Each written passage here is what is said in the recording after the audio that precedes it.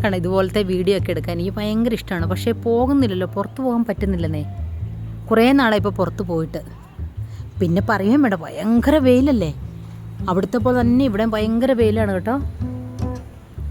എല്ലാവരും ചായ കുടിച്ചോ? ഞാനേ 4 മണി കഴിഞ്ഞിപ്പം ആരപ്പത്തുണ്ട്. ഞാൻ 4 മണി വരെ എനിക്ക് ഡ്യൂട്ടി ഉണ്ടായിരുന്നുള്ളൂ. ഡ്യൂട്ടി കഴിഞ്ഞിപ്പോൾ വന്നതേ ഉള്ളൂ. വന്ന് കുറച്ച് സമയം ഇരുന്ന് വർത്തമാനം പറഞ്ഞ് ഹസ്ബൻഡ് ഉണ്ടായിരുന്നു, ഇപ്പോൾ പോയിട്ടേ ഉള്ളൂ. അപ്പം ഞാൻ പയ്യെ ഒരു കട്ടൻ കാപ്പി വെച്ചു. നമ്മുടെ വെല്ലമൊക്കെ ഇട്ട് കട്ടൻ കാപ്പി, ബ്രൂ കോഫിയാണ് കേട്ടോ ഉണ്ടാക്കി. പിന്നെ ഉണ്ടല്ലോ ഞാൻ കാണിച്ചുതരാം, വെട്ടുകേക്ക്. എനിക്കിത് ഭയങ്കര ഇഷ്ടമാണ് കേട്ടോ. ഞങ്ങളുടെ ഹോസ്പിറ്റലേ വർക്ക് ചെയ്യുന്നൊരു ചേച്ചിയുണ്ട്. പുള്ളിക്കാരിയുടെ ഫാദർ-ഇൻ-ലോയും മദർ-ഇൻ-ലോയും വന്നപ്പോൾ കൊണ്ടുവന്നാണ്. അപ്പോൾ കഴിഞ്ഞ പ്രാവശ്യം എൻ്റെ ചേച്ചി വന്നപ്പോൾ കൊണ്ടുവന്നായിരുന്നു കേട്ടോ. എനിക്ക് ഭയങ്കര ഇഷ്ടമാണിത്.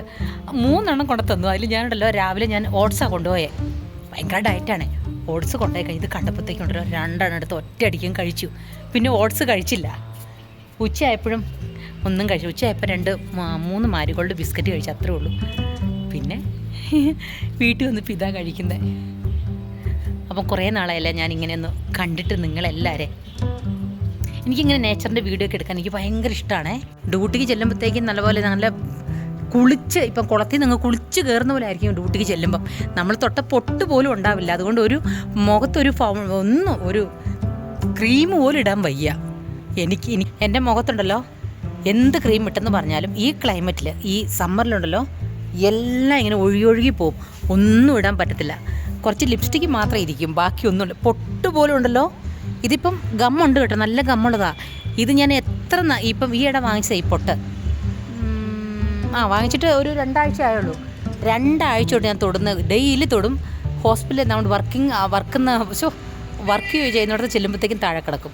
കാരണം സ്വെറ്റിംഗ് ആയിട്ട് അത്രയ്ക്കും ചൂടാട്ടോ. അപ്പോൾ നമുക്ക് നാട്ടിലൊക്കെ എന്ത് ചൂടാണ് എൻ്റെ ദൈവമേ. അതുകൊണ്ട് ഞാനുണ്ടല്ലോ ഈ സമയത്തൊന്നും നാട്ടിൽ വരത്തില്ല. ഞാൻ കൂടുതൽ നാട്ടിൽ വരുന്നത് ജൂണിൽ. എനിക്ക് മഴ പെയ്യുമ്പോൾ വരാൻ ഇഷ്ടമാണ്. മഴ നനഞ്ഞാലും കുഴപ്പമില്ല, എന്നാലും എനിക്ക് മഴ പെയ്യുമ്പോൾ ഇഷ്ടമാണ്. അല്ലെങ്കിൽ ഡിസംബറിൽ, ഈ മാസത്തിലാണ് ഞാൻ വീട്ടിൽ വരുന്നത്. കട്ടൻ കാപ്പി കുടിക്കാം കേട്ടോ. ഇതുണ്ടോ,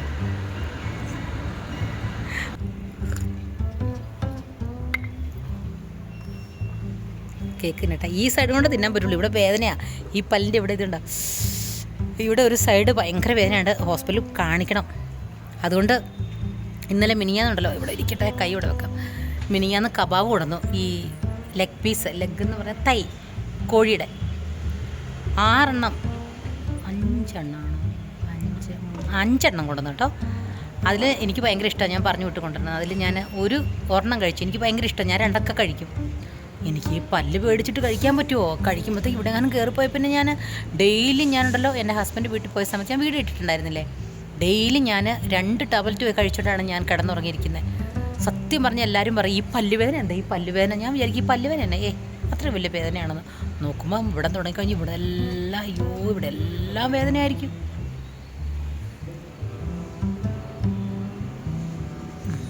അപ്പം നമുക്ക് കേക്ക് കഴിക്കാം. ഈ സൈഡ് വെച്ച് കഴിക്കാം. കുക്കു കേക്ക് ബേക്കാ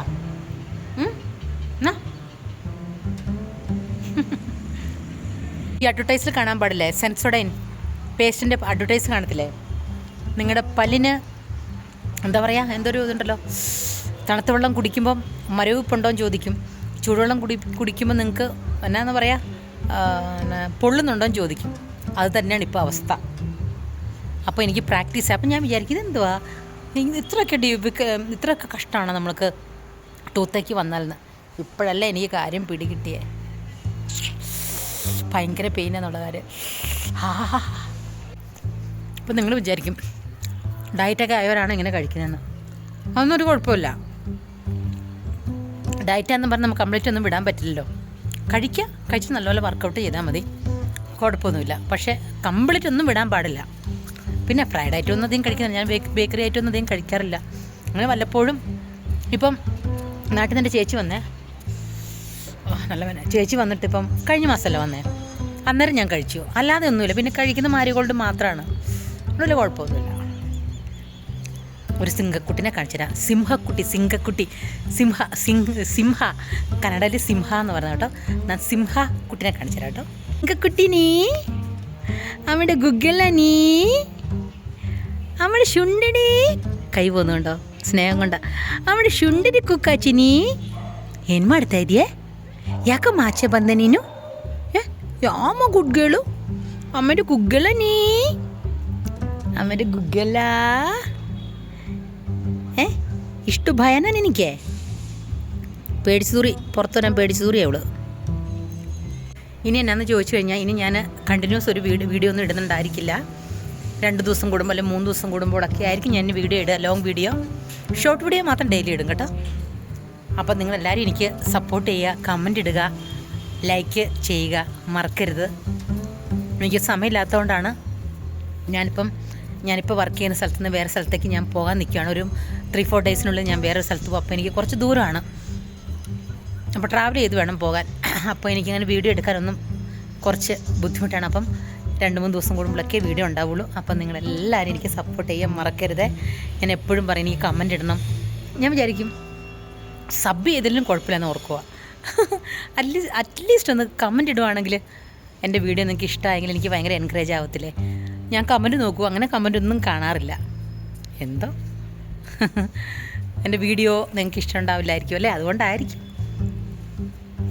ഇനി എന്തൊക്കെ ചേഞ്ച് ചെയ്യണമെന്ന് അറിയില്ല. നമുക്കിപ്പോൾ പുറത്തൊക്കെ പോയി എല്ലാ ഒന്നും വീഡിയോ എടുക്കാൻ പറ്റില്ല, ഡ്യൂട്ടിക്കൊക്കെ പോകുന്നതുകൊണ്ടേ. അല്ലെങ്കിൽ പിന്നെ എപ്പോഴും തന്നെ പോകണം, കുറച്ച് ദൂരമൊക്കെ പോകണ്ടേ, വെയിലും ഉണ്ട് അതുകൊണ്ട്. അപ്പം ഞാനൊരു സൂത്രം കാണിച്ചു തരാം കേട്ടോ. ഇത് കണ്ടോ, ഇവിടെ നിന്നിട്ട് നമുക്ക് സൺസെറ്റ് കാണാം. ഇത് കണ്ടോ, ഇങ്ങനെ സൂര്യൻ ഇങ്ങനെ മറിഞ്ഞ് പോവുക. നല്ല ഭംഗിയുണ്ടല്ലേ.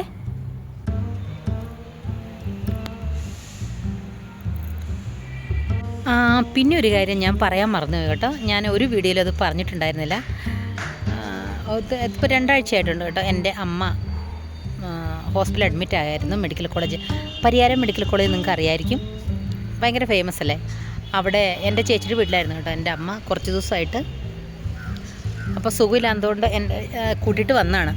അപ്പോൾ ഒരു ദിവസം ഇങ്ങനെ നോക്കിയപ്പം എൻ്റെ അമ്മ എന്ന് പറഞ്ഞാൽ ഏജ് ആണല്ലോ, അപ്പോൾ അമ്മയ്ക്ക് BP ഉണ്ട്, ഷുഗറൊന്നുമില്ല. അപ്പോൾ അമ്മ ഫുഡൊക്കെ കഴിച്ചിട്ട് ബ്രേക്ക്ഫാസ്റ്റ് കഴിച്ചിട്ട് പെട്ടെന്ന് എന്തോ തല ഇറങ്ങുന്നു പറഞ്ഞ് പോയി കിടന്നു. അപ്പോൾ കുറച്ച് സമയം കഴിഞ്ഞപ്പോൾ എൻ്റെ ചേച്ചി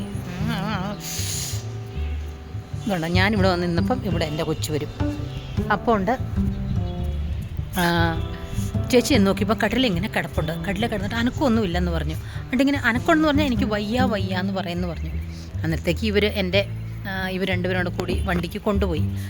അവിടെ ചെന്ന് കഴിഞ്ഞപ്പോഴത്തേക്കും അവരെന്നാ ചെയ്തു, പെട്ടെന്ന് കാർഡിയോളജിസ്റ്റൊക്കെ വന്നു, കണ്ടു. അവർ പിന്നെ എക്കോ എടുക്കണം എന്നൊക്കെ പറഞ്ഞു. അപ്പോൾ അവർ പറഞ്ഞു ഞാൻ അറ്റാക്ക് ആണെന്ന് പറഞ്ഞു. അപ്പം അവർ പറഞ്ഞു അറ്റാക്ക് ആകുമ്പം അപ്പം അതിൻ്റെ ഇടയിൽ മീൻസ് ഈ പ്രോബ്ലം വരുന്നതിന് ഒരു 15 ഡേയ്സ് മുമ്പ് അമ്മ വീണു. ഞങ്ങളുടെ വീട്ടിലൊരു പപ്പിയുണ്ട്, പപ്പിനെ അവൻ കുറച്ചിങ്ങനെ വലിച്ചുകൊണ്ട് പോകും കേട്ടോ. പ്രായമായപ്പോൾ അവർക്ക് അത്ര ശക്തിയൊന്നുമില്ലല്ലോ. അപ്പോൾ പോയി കഴിഞ്ഞപ്പോൾ അമ്മ ഇങ്ങനെ കമന്നടിച്ച് വീണു. അപ്പം ഭയങ്കര മെലിഞ്ഞതായതുകൊണ്ടുണ്ടല്ലോ, വെറും ബോൺസ് മാത്രമേ ഉള്ളൂ. അപ്പം നല്ല പോലെ ലങ്സിന് പ്രോബ്ലമായി.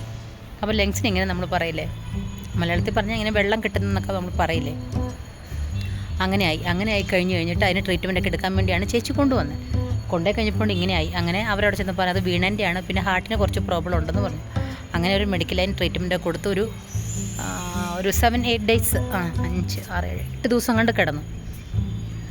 അപ്പോൾ 8 ദിവസമായിട്ട് കിടന്നിട്ട് ഞാൻ കാണാൻ പോകണമെന്ന് വിചാരിച്ച് കാണാൻ പോകൽ നടന്നില്ല. എനിവേ ഞാൻ ഇവിടുന്ന് വിടുവന്നുകൊണ്ട് പോകാൻ പറ്റിയില്ല. അപ്പം ഇപ്പം അമ്മയ്ക്ക് കുഴപ്പമൊന്നുമില്ല.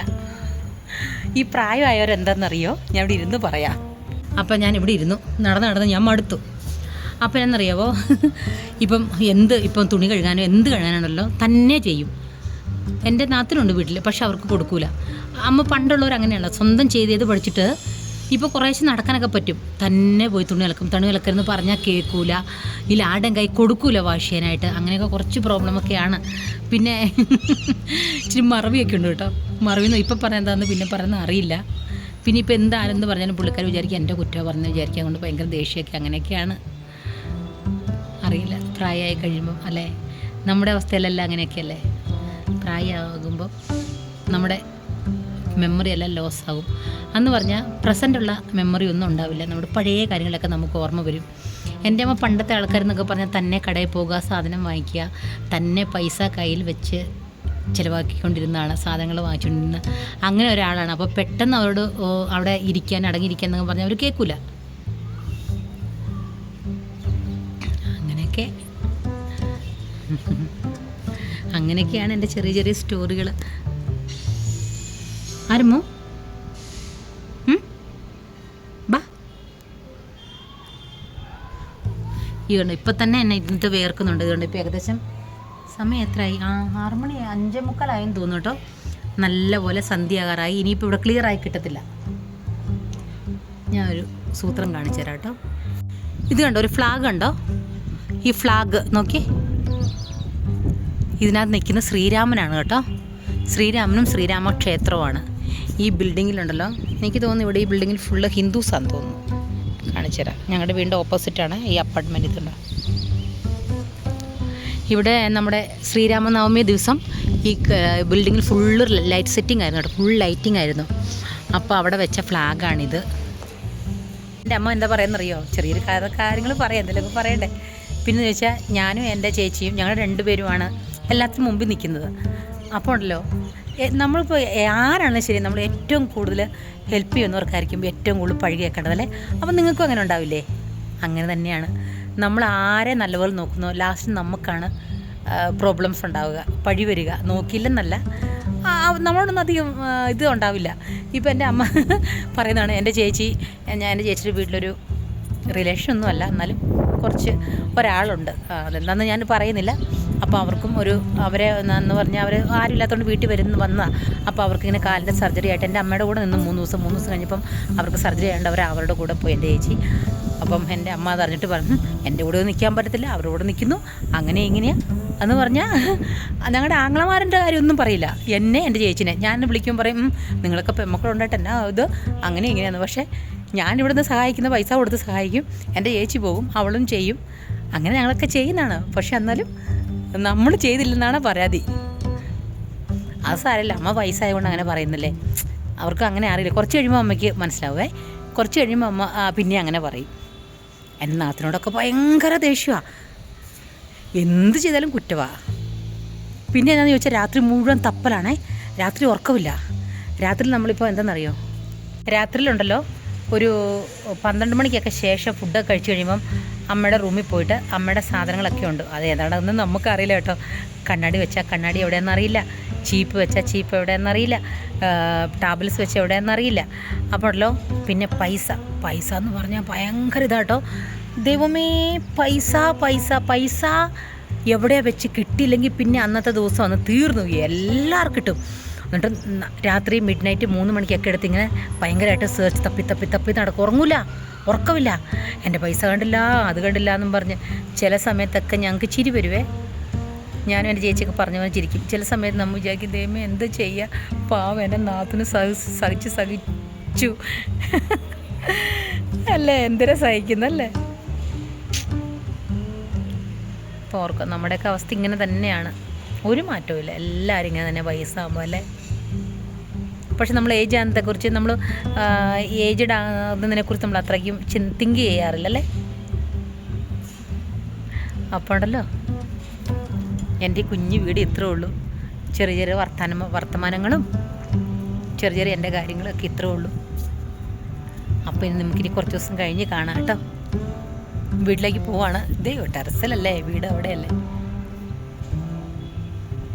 അപ്പോൾ ടാറ്റ, ടേക്ക് കെയർ, ബൈ.